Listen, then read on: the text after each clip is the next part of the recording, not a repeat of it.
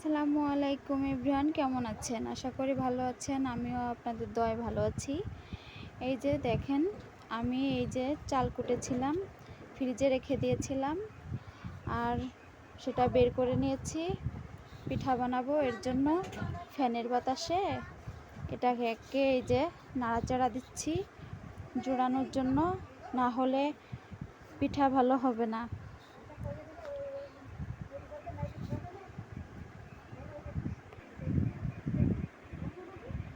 গোশ চিতই রান্না করব, তাই গোশটাকে যে ধুয়ে নিয়েছি, কড়াইতে দিয়ে দিলাম।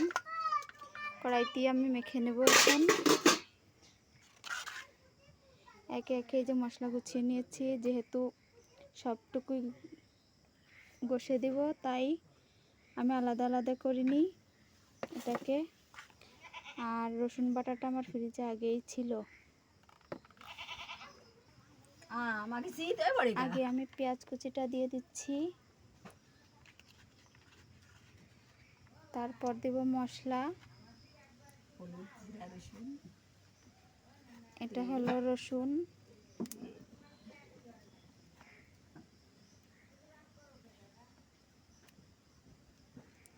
আর এদিকে বাটনায় সবটুকুই আমি গোশের জন্য বেটেছি, তাই এটাকে আর আলাদা করব না, পুরোটাই দিয়ে দিলাম।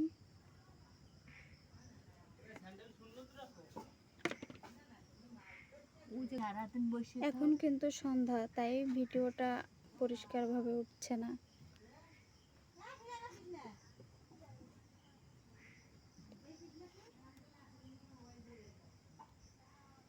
এখানে আমি স্বাদ মতো হলুদ দিয়ে দিলাম, আর এখানে দিয়ে দিলাম লবণ,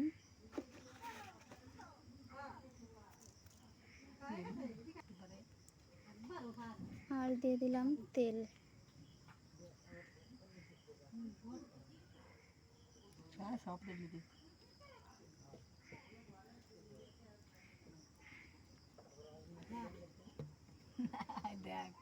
এখন আমি সুন্দর করে মাখিয়ে নেব।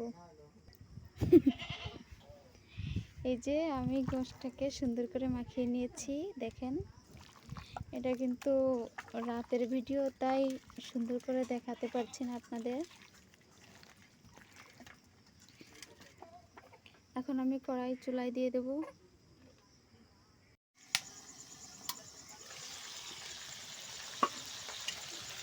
এই যে গরুর গোশতটা আমি আগে থেকে কষার পানি দেইনি, গোশের পানিটা টানে গেছে। এখন আমি কষার পানিটা দেব, আর কিছুটা আলু দিয়ে দেব এর সাথে।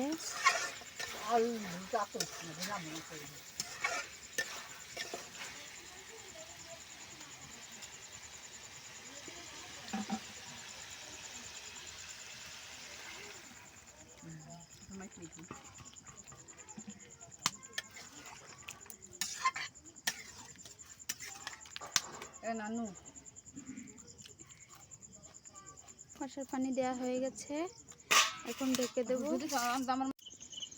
দেখেন কতগুলো পিঠা তৈরি হয়ে গেছে। এদিকে এই যে পুরোটাকে গরম পানি দিয়ে, মানে কুসুম গরম পানি দিয়ে গুলানো হয়েছে।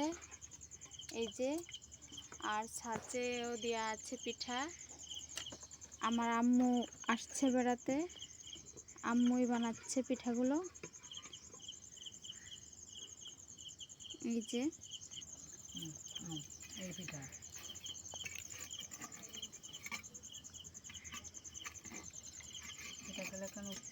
দেখেন কিভাবে কাঁচি দিয়ে পিঠা উঠাচ্ছে। আপনারা কিভাবে উঠান জানি না। গ্রামের পরিবেশে থাকার মজাটাই আলাদা।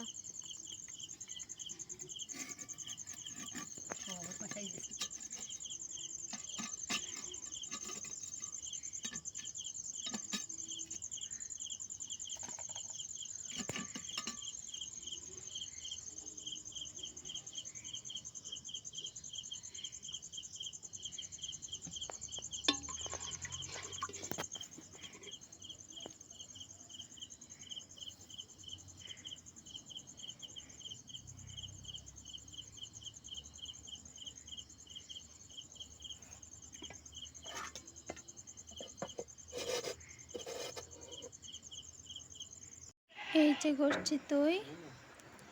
সবাই ভালো থাকবেন, সুস্থ থাকবেন। আল্লাহ হাফেজ।